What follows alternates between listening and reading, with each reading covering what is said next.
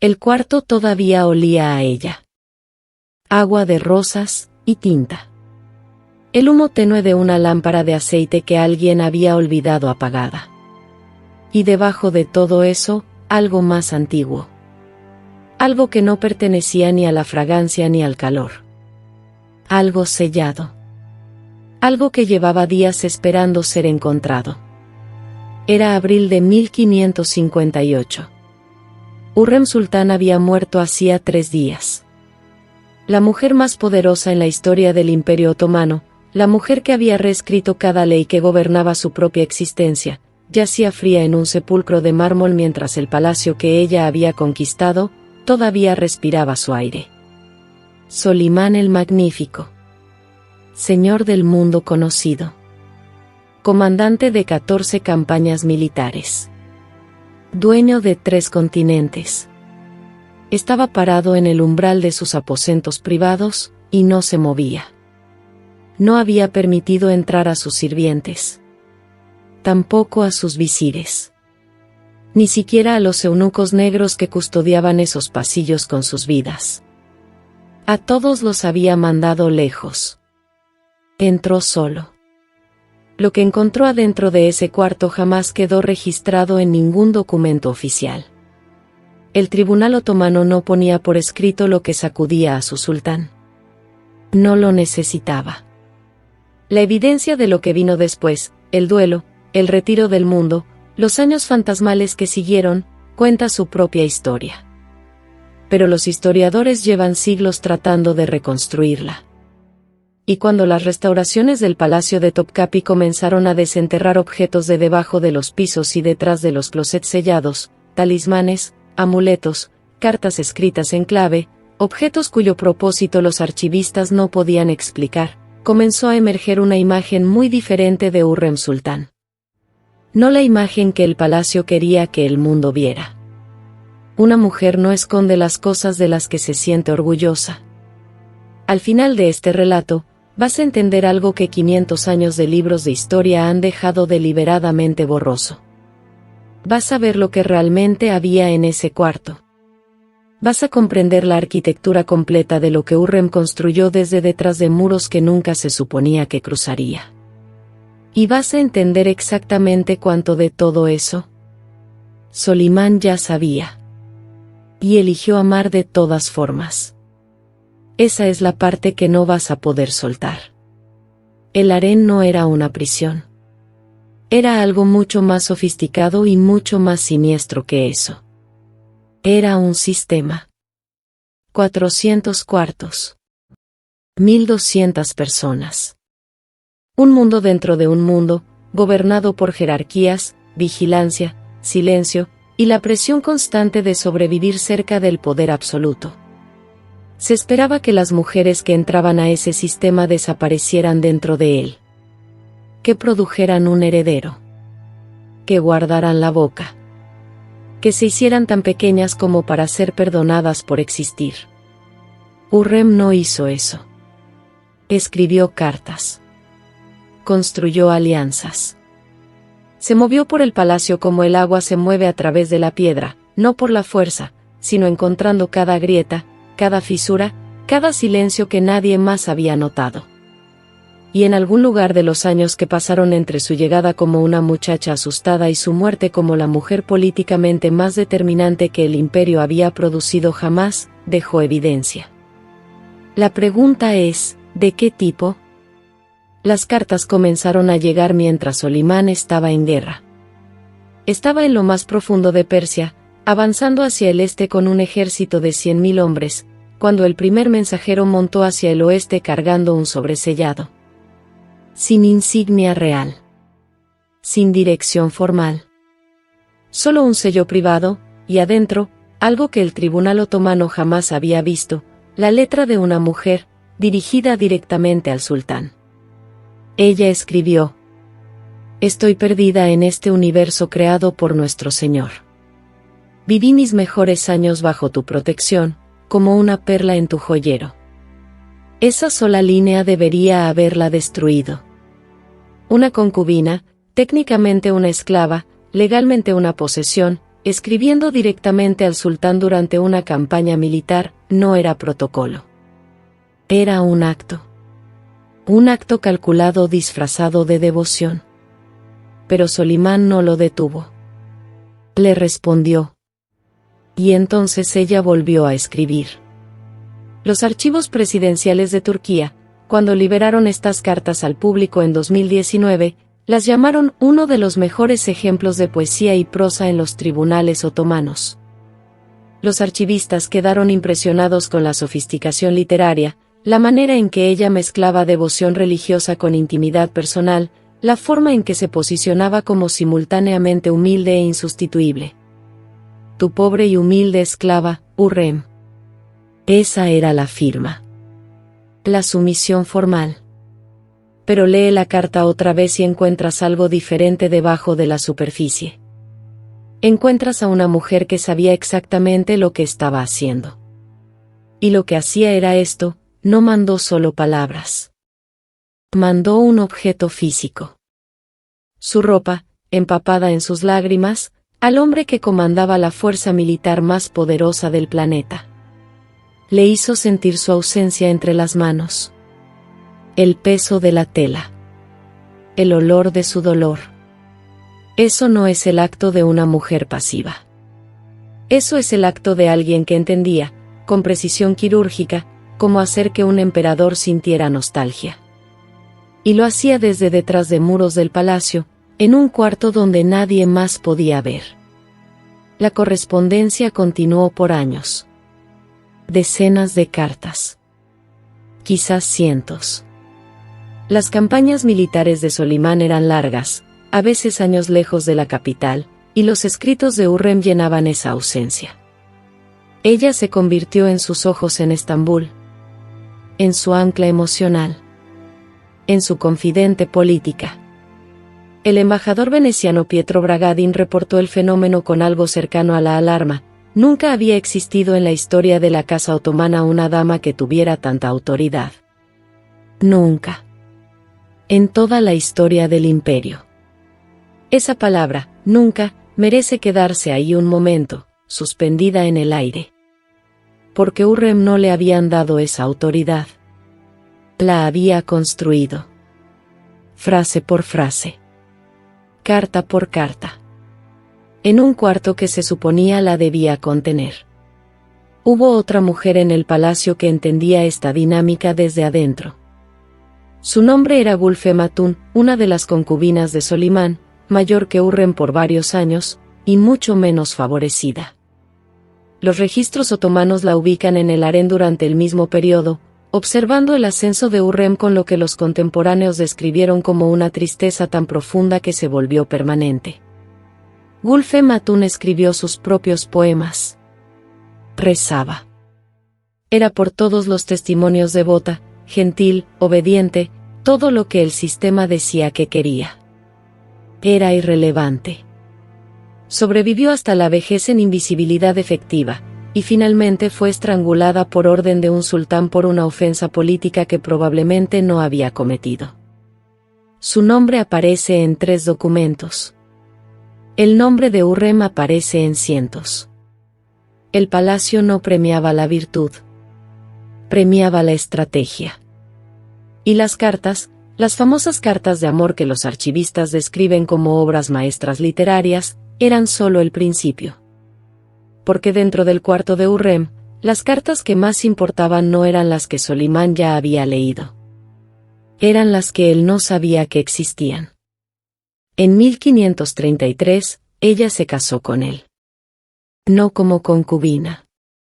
Como esposa. Esto rompió 300 años de precedente otomano. Los sultanes no se casaban con esclavas. La ley islámica lo prohibía sin primero liberarlas. Y las concubinas liberadas no se convertían en esposas legales. El imperio había evolucionado específicamente para impedir esa concentración de poder en una sola mujer. Un embajador genovés escribió a casa con un pánico apenas disimulado. Un evento extraordinario, dijo. Absolutamente sin precedente en la historia de los sultanes. En cuestión de meses, los rumores comenzaron. Le había dado un encantamiento. Había usado brujería. Le había puesto algo en el vino, en la comida, en el aliento. El escritor europeo de panfletos políticos Nicolás de Montfand, escribiendo en 1555, la llamó astuta, malvada y diabólica, y la acusó de corromper la mente del rey usando ciertos sortilegios. Conveniente, ¿no? Qué rápido recurren los hombres a la brujería cuando una mujer se vuelve demasiado difícil de explicar. Pero aquí está lo que las restauraciones del palacio realmente encontraron. Cuando los arqueólogos comenzaron la excavación sistemática del harén de Topkapi, un proyecto que inició en 2010 y que costaría el equivalente a decenas de millones de liras, desenterraron cosas que habían sido escondidas durante siglos. No objetos decorativos. No joyería extraviada detrás de un baúl. Ocultamientos deliberados. Talismanes. Amuletos con texto en árabe. Escritos de conjuros. Y encima del marco de un closet, presionado contra la madera, un trozo de algodón que contenía una uña cortada y un diente cortado, los componentes clásicos de un hechizo de atadura en la tradición popular otomana. Los archivistas guardaron silencio sobre quién los había colocado ahí.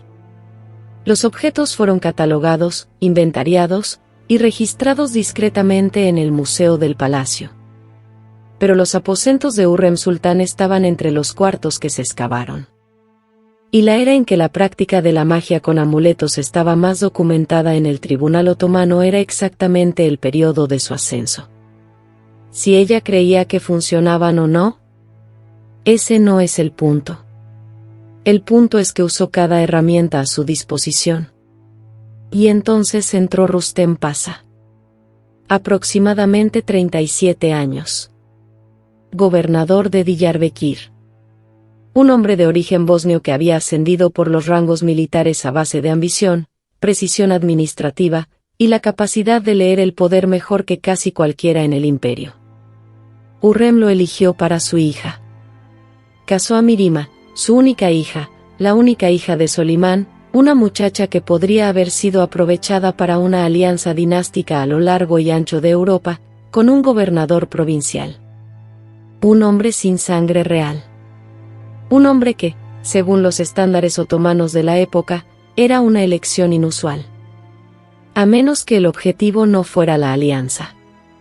A menos que el objetivo fuera el acceso. En el momento en que Rustem Pasha se convirtió en yerno del sultán a través de Mirima, se volvió intocable. Y en el momento en que se convirtió en gran visir en 1544, el segundo hombre más poderoso del imperio, Hurrem poseía algo que ninguna mujer había tenido jamás en la historia otomana, un agente directo dentro del Consejo Imperial.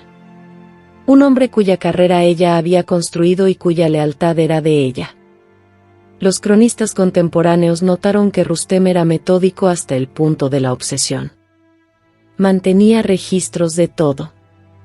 El embajador Habsburgo Gerard Beltwig, escribiendo en febrero de 1547, reportó que Rustem estaba trabajando activamente en contra del príncipe Mustafa, posicionando para asegurar el trono para Selim, el hijo de Hurrem. Para 1549, Rustem había comenzado una campaña sistemática de asfixia burocrática contra Mustafa. El príncipe gobernaba en Amasya, lejos de Estambul, deliberadamente marginado. Cuando Mustafa solicitó apoyo militar contra las incursiones georgianas ese año, Rustem lo negó. Cuando piratas iraníes cruzaron las fronteras otomanas en 1550 y Mustafa pidió ayuda de nuevo, Rustem lo negó otra vez. También había reemplazado, en silencio, al visir leal de Mustafa con un espía. El espía se llamaba Ahmed Pasha. Su misión, infiltrarse en el tribunal del príncipe, reunir evidencia de intención traidora, y reportar de regreso. Ahmed Pasha aceptó la misión. Entonces conoció a Mustafa. Y después se casó con la hija de Mustafa. Se convirtió en parte de la familia que se suponía debía destruir. En el palacio, hasta las armas tenían sus propias lealtades. Pero Rustem no se rindió. Encontró otro método. Uno más peligroso. Falsificó el sello de Mustafa. Los artesanos de Rustem lo habían replicado a partir de documentos en el archivo de Estado, una tarea burocrática rutinaria que nadie señaló, porque en un imperio que funcionaba a base de papel, fabricar sellos era algo sin importancia. La carta sobre la que fue estampado era una obra maestra de traición calculada. Estaba dirigida a Satamast de Persia, el gobernante safávida, el enemigo más peligroso del Imperio Otomano. Y estaba escrita con la voz de Sesade Mustafa, el hijo mayor de Solimán, el favorito de los genízaros, el príncipe a quien los soldados llamaban su sultán, incluso mientras su padre todavía respiraba. La carta proponía una alianza. Los hombres de Rustem entregaron la carta a la corte de Tamasp y luego interceptaron la respuesta del Shah, una contestación cálida, desprevenida, perfectamente incriminatoria. Reenviaron ambas cartas a Solimán junto con reportes desde el campamento del ejército. Los genízaros estaban rompiendo filas. Estaban cabalgando a Amasya para jurar lealtad a Mustafa. El ejército se estaba fracturando. Un padre recibió evidencia de que su hijo estaba cometiendo traición. Un sultán recibió evidencia de que su heredero estaba negociando con su enemigo. Él lo creyó. El 6 de octubre de 1553, Mustafa llegó al campamento de su padre vestido para la reconciliación, no para la ejecución. Había traído regalos. Había venido de buena fe, porque negarse a la convocatoria en sí mismo habría sido leído como rebelión. Pasó a caballo junto a oficiales que se inclinaban ante él. Junto a soldados que lloraban al verlo. Junto a hombres que habrían muerto por él el día anterior y que ahora no podían hacer nada. Desmontó en la entrada de la tienda de su padre, como requería el protocolo. Dejó sus armas afuera. Entró. Los verdugos ya estaban adentro. Luchó contra ellos. Las crónicas de la época dicen que no fue rápido. Que tomó más de un hombre y más de un intento. Que la tienda se movió. Y entonces, quedó quieta. Su cuerpo fue colocado afuera de la entrada para que el ejército lo viera. Sus compañeros más cercanos fueron ejecutados. Sus propiedades fueron confiscadas, incluyendo los regalos que había llevado esa mañana, con sus propias manos, esperando la paz. Su hijo Mehmed, de 7 años, fue estrangulado en Bursa 7 meses después. El poeta Talkal Yaya, un soldado, un veterano, un hombre que había servido al imperio con su espada, se sentó y escribió lo que ningún documento oficial registraría. Llamó a Mustafa mártir. Implicó la conspiración y el engaño de Rustem, en un cronograma que se extendió por el imperio más rápido que cualquier reporte gubernamental. La gente lloró como si hubiera perdido a un hijo. Porque lo había perdido. Ahora regresa a abril de 1558. Al cuarto.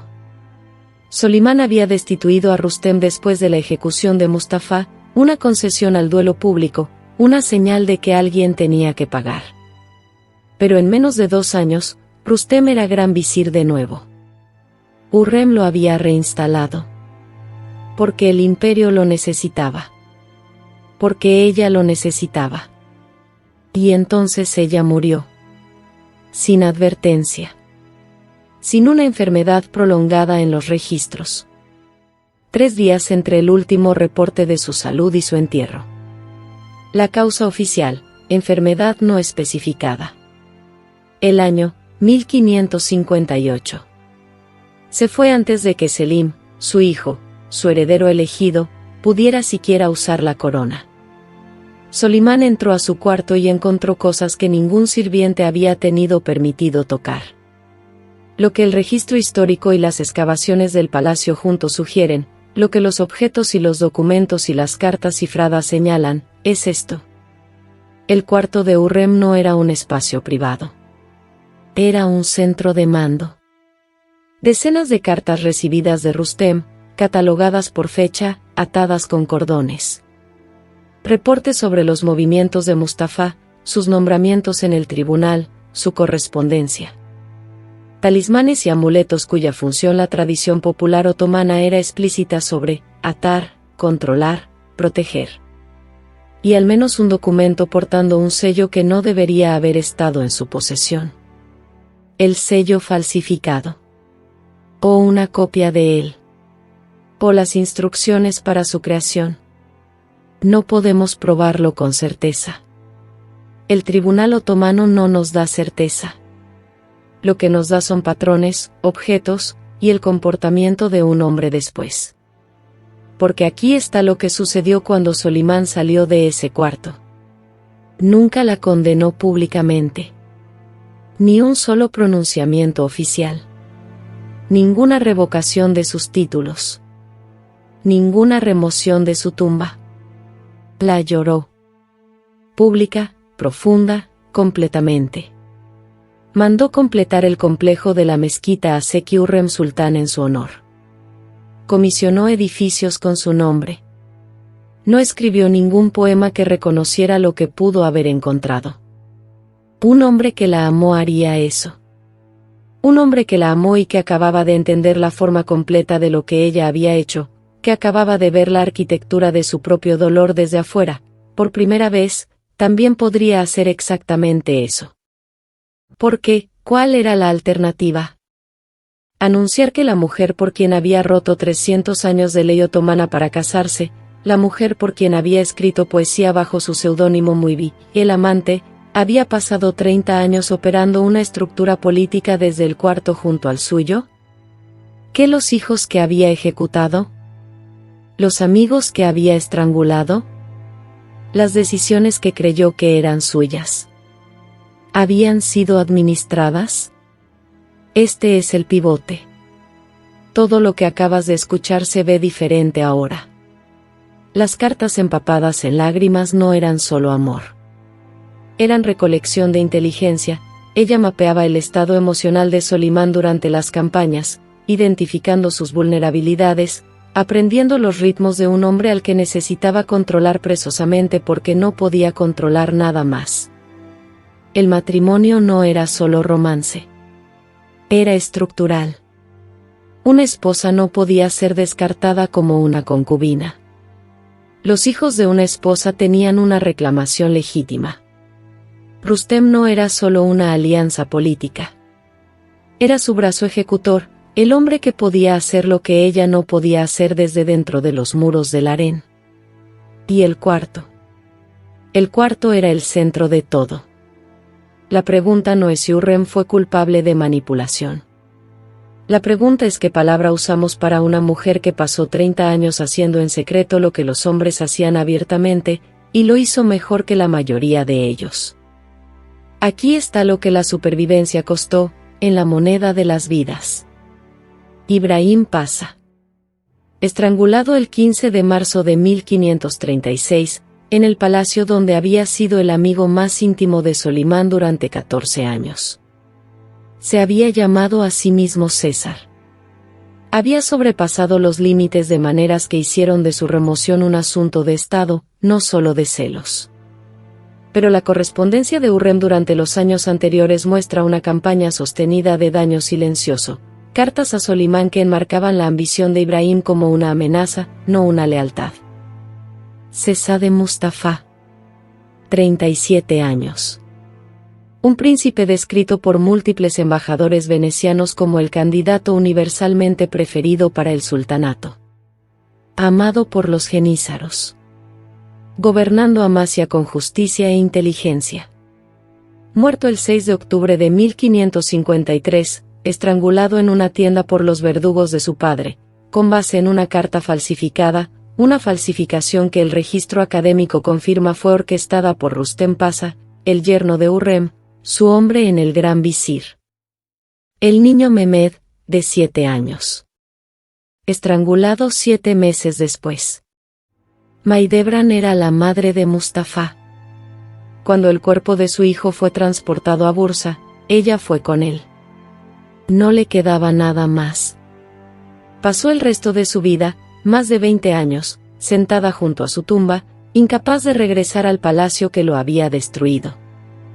Las crónicas contemporáneas dicen que rechazó todo apoyo financiero de Solimán. Vivió en pobreza. Mantuvo su tumba con sus propias manos. Cuando Solimán murió en 1566, su hijo Selim, el hijo de Hurrem, el hombre que ahora usaba la corona, finalmente le otorgó a Mahidevran una pensión. Apenas suficiente para sobrevivir. Murió poco después. Fue enterrada junto a Mustafa. La mujer que no tenía nada se aseguró de pasar la eternidad al lado de la única cosa que alguna vez le había importado. ¿Y Solimán? El hombre que había cruzado 3 continentes en campaña, que había escrito cientos de poemas bajo el seudónimo de un amante, que había roto cada ley que su imperio había construido para mantener a una mujer contenida. Sobrevivió a Hurrem por 8 años. Murió en 1566 en campaña en Hungría, con 71 años, su cuerpo tan deteriorado que su muerte tuvo que ser ocultada de su ejército para evitar el colapso de la moral. La historia oficial: murió en su tienda de campaña durante el sitio de Sigetvar. Había sobrevivido a su mayor victoria, a su amigo más cercano, a su hijo mayor, y a la mujer que había hecho de él lo que fuera que se volvió. Lo que los años entre la muerte de Hurrem y la suya propia parecían desde adentro, no lo sabemos. El tribunal otomano no registraba el duelo. Registraba victorias. Pero los poemas pararon cuando ella murió. Muibi, el amante, se quedó en silencio. Aquí está la parte con la que la historia no sabe qué hacer. Hurrem Sultán operó dentro de un sistema diseñado para hacerla impotente, y lo desmanteló. No rompiéndolo abiertamente, sino trabajando dentro de su lógica hasta que esa lógica la sirvió a ella. Usó las únicas herramientas que el sistema permitía: el lenguaje, la relación, la proximidad, y la única ventaja que el harén le daba que la corte abierta no le daba: la invisibilidad. Los hombres en la sala del consejo eran vigilados constantemente. Sus palabras eran registradas, sus movimientos rastreados, sus alianzas visibles. Un gran visir tomaba una decisión frente a testigos. Hurrem tomaba decisiones en un cuarto donde nadie más tenía permitido estar. Y cuando eres invisible, puedes actuar de maneras que el poder documentado no puede. Los historiadores debaten si fue una víctima que aprendió a atacar, o una estratega que nunca necesitó piedad. Probablemente fue ambas cosas al mismo tiempo, en distintos momentos, por distintas razones, dependiendo de cuánto miedo sintiera ese día. Porque lo que nadie discute es el miedo. El miedo era la estructura sobre la que vivía toda mujer en ese palacio. El miedo a ser descartada. El miedo a que tus hijos murieran antes que sus hermanos. El miedo a desaparecer en el silencio administrativo del imperio y no dejar ningún rastro de que alguna vez exististe. Gulfem Atun no dejó rastro. Mahidevran dejó un rastro hecho de duelo. Hurrem dejó un imperio reconfigurado. Y un cuarto lleno de pruebas de cómo lo hizo. El sello de cera sobre una carta doblada. Ese fue el símbolo de toda su vida. Apareció primero en las cartas de amor, el sello de su afecto, la promesa de su devoción. Apareció después como el instrumento de la muerte de Mustafa, copiado, falsificado, usado como arma. Y apareció por última vez en los objetos que Solimán encontró aquel abril, en los documentos que ningún otro ojo debería haber visto. Un sello puede significar amor. Puede significar poder. Puede significar condena. En manos de Hurrem, significó todo eso al mismo tiempo. Entonces, ¿fue un monstruo? Esa es la pregunta equivocada. Siempre ha sido la pregunta equivocada. La pregunta correcta es esta: ¿qué hace un sistema cuando convierte la supervivencia en la única forma de amor disponible? ¿Qué pasa cuando la única manera de proteger a tus hijos es eliminar a los hijos de alguien más? Cuando la única manera de que te escuchen es hablarle al oído a alguien que tiene el poder de actuar. Eso no es la historia de un monstruo. Es la historia de lo que le hace el poder a las personas que viven en sus bordes. Las personas que no tienen acceso a él por las puertas principales. Las personas que tienen que encontrar las grietas. Hürrem las encontró todas. 500 años después, los arqueólogos siguen encontrando lo que dejó atrás. Doblado detrás de marcos de closets. Sellado debajo de los pisos. Escrito en códigos que nadie ha podido descifrar por completo. La mujer que se suponía no debía existir como fuerza política, enterró sus raíces tan profundo en el palacio que todavía las estamos desenterrando. Y Solimán, el hombre más poderoso del mundo conocido, entró a ese cuarto solo. Porque algunos descubrimientos no se pueden compartir. Algunos amores son demasiado complicados para la historia oficial. Y algunas verdades solo existen en el espacio entre lo que un hombre encuentra y lo que decide no decir nunca.